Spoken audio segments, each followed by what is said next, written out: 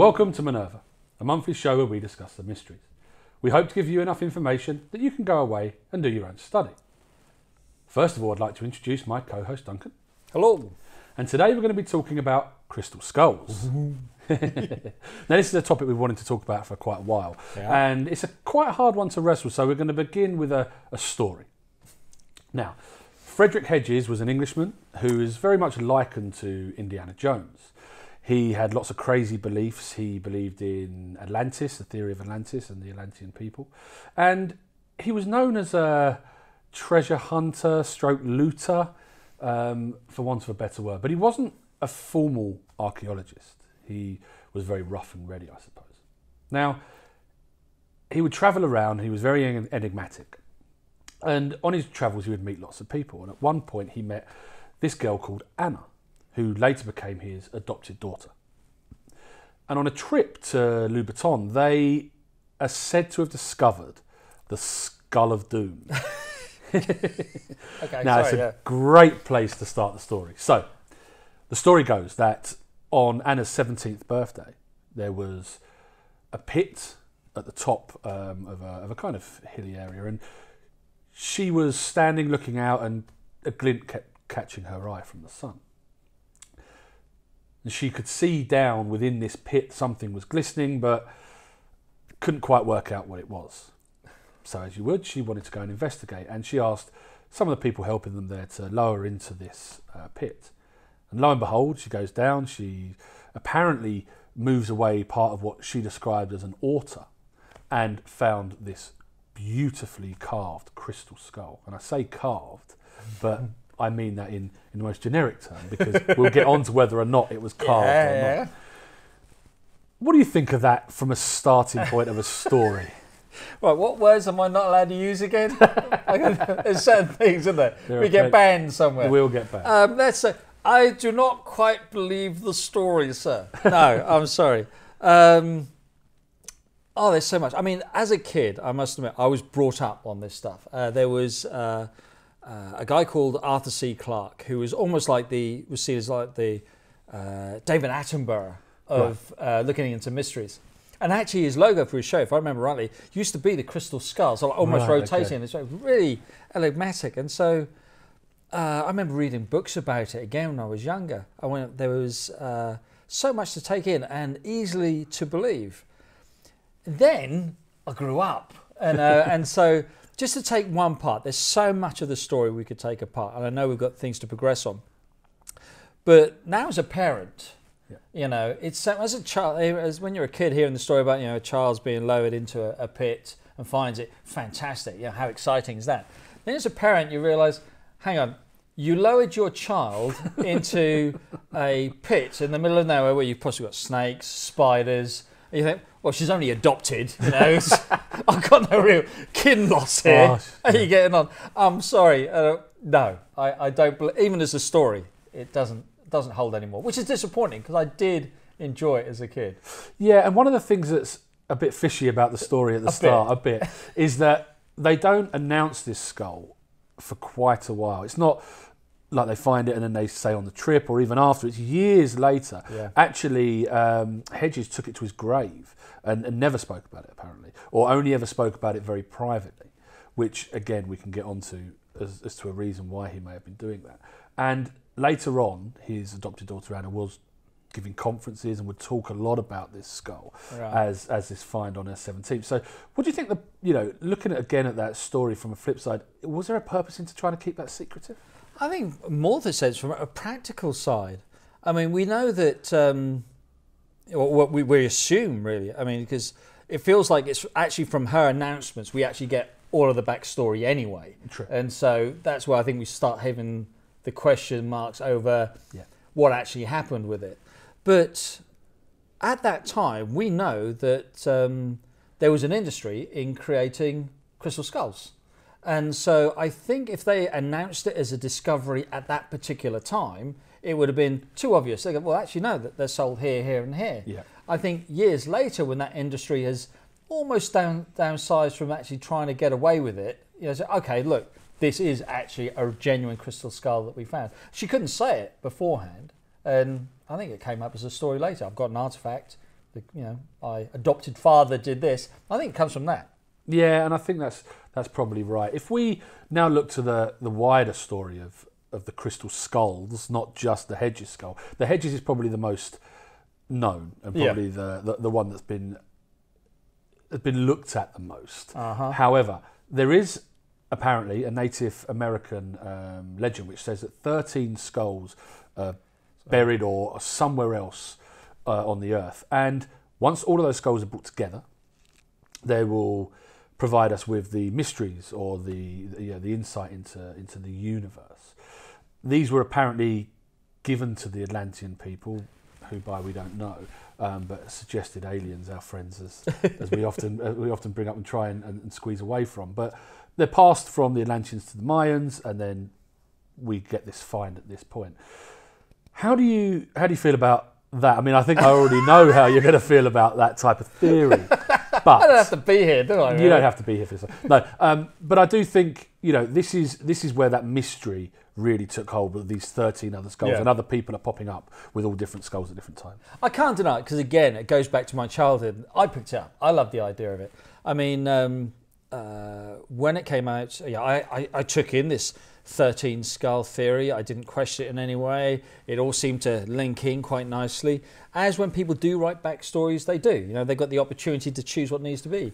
But let's take apart bit by bit.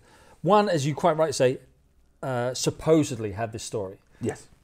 I can't find any actual source in Native American talking about 13 skulls around the world. And if we start thinking about it even more, the more we read or understand about, and I'm no expert, but on Native American culture, they deal with the world as a separate entity, but it's normally the world's immediately around them. There's no real talk of a global-like thing. And so this concept, they wrote a legend that there was these 13 skulls going around the world, it doesn't fit. And then to link it to some Atlantean story, and then we know that there's so many links between, or written links between the Mayan culture and the Atlantean story. That's a totally different subject.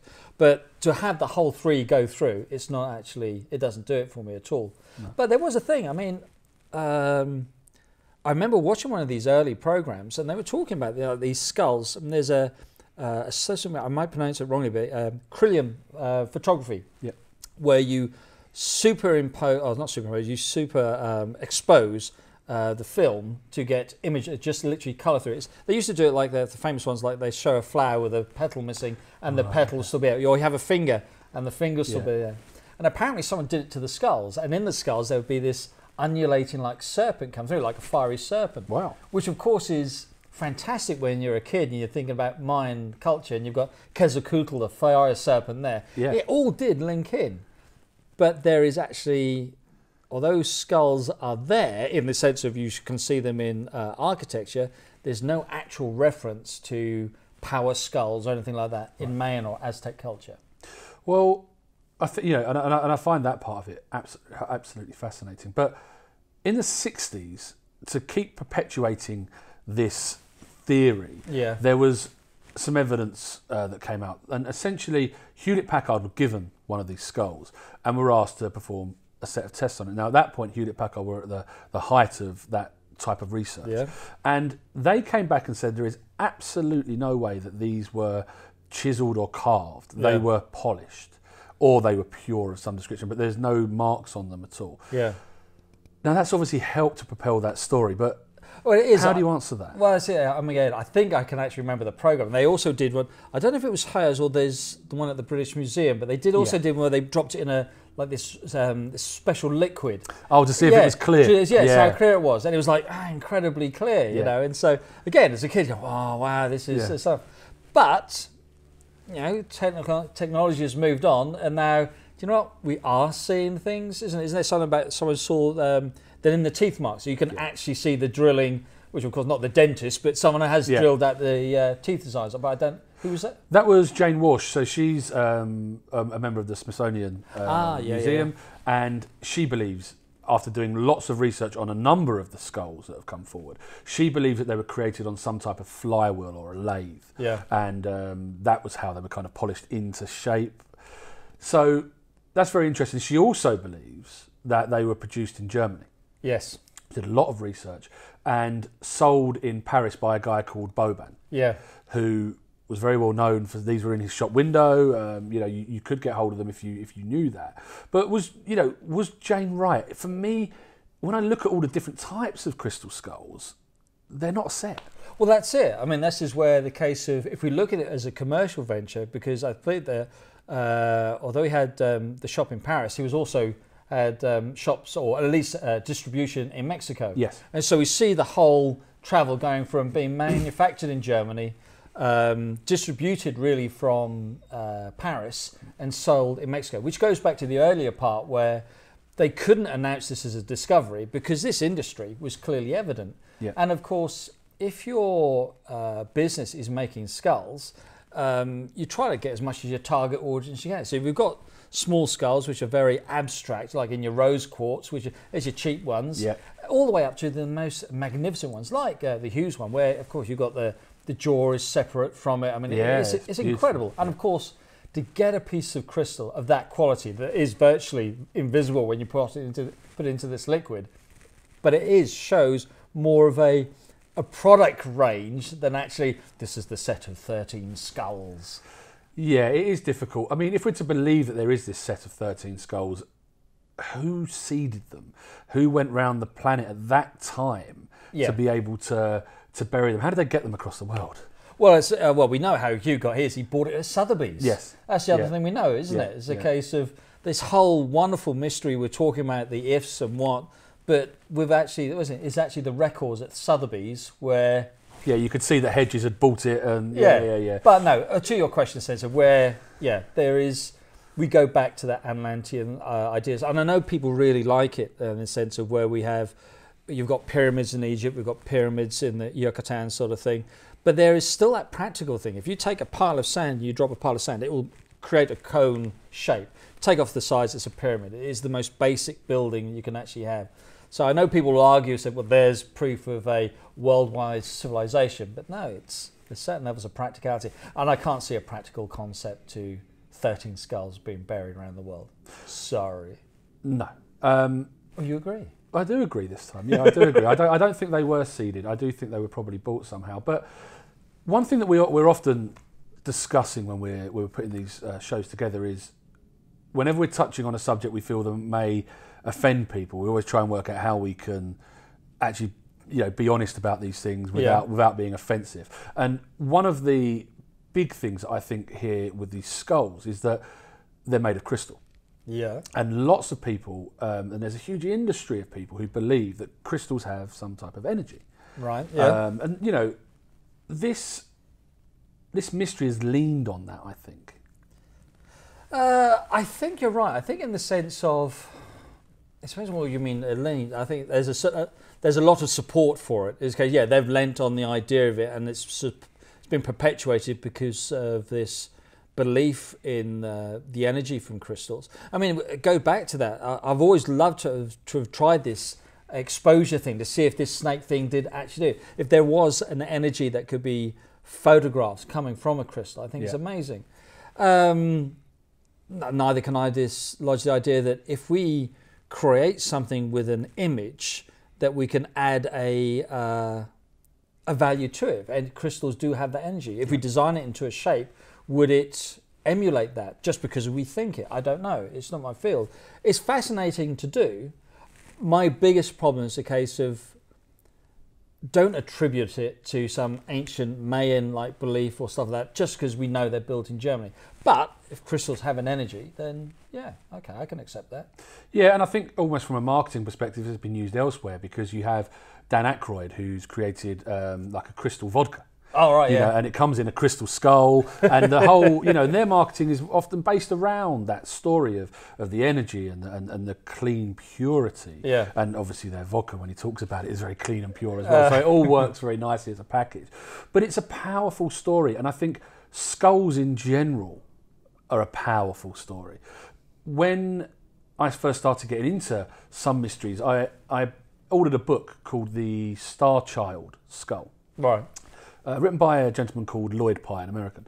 And it fascinated me. It's one of those books that I remember arriving early on a Saturday morning And by Saturday evening, I was still reading it, and I actually finished it in one sitting because I just couldn't put it down. It was so fascinating, and it was about this small, not a crystal skull, but an actual skull, a bone skull, that was deformed. Basically, it didn't look human. It looks like a grey alien in many senses if you were to kind of attribute it to that. And it's all about Lloyd Pye's path on to how he finds out some of the details around this. And again, that's a topic potentially for another time. If you're watching this and you're interested in that, we can certainly do that as an episode.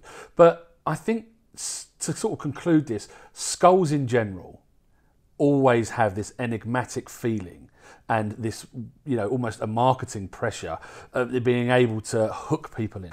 Yeah, there's so much. I mean, excuse me, even for the crystal skulls, we've got the last Indiana Jones movie. I mean, that had the crystal skulls. Even emulating the idea of all a group of, I think there might have even been 13 skulls brought together, and it's meant to go off in an arc-like thing, wasn't it? Like holding off all this information. So the idea of the crystal skull is perpetuated, and we accept it still. But you're right, there is something about the image of a skull that does, we've always called that the Montemorio, it says the remembrance of death, but that symbol of death is that gateway to the biggest mystery, isn't it? Like Shakespeare said, into the undiscovered country. It so symbolises death.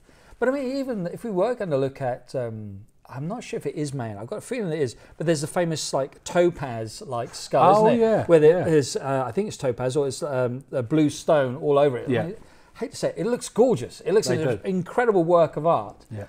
But it is unquestionably a skull. Yeah. And so, the fascination is there.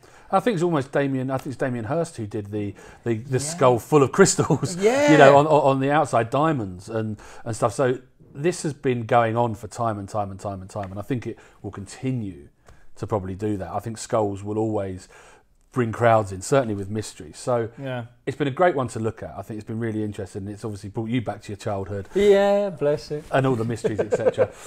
So we'd love to hear your comments. It would be fantastic to hear other theories on the crystal skulls, or if there's anything new and exciting in the world of researching crystal skulls. Please do like and subscribe to the channel. We really hope to hear from you in the comments, and we look forward to seeing you again very soon.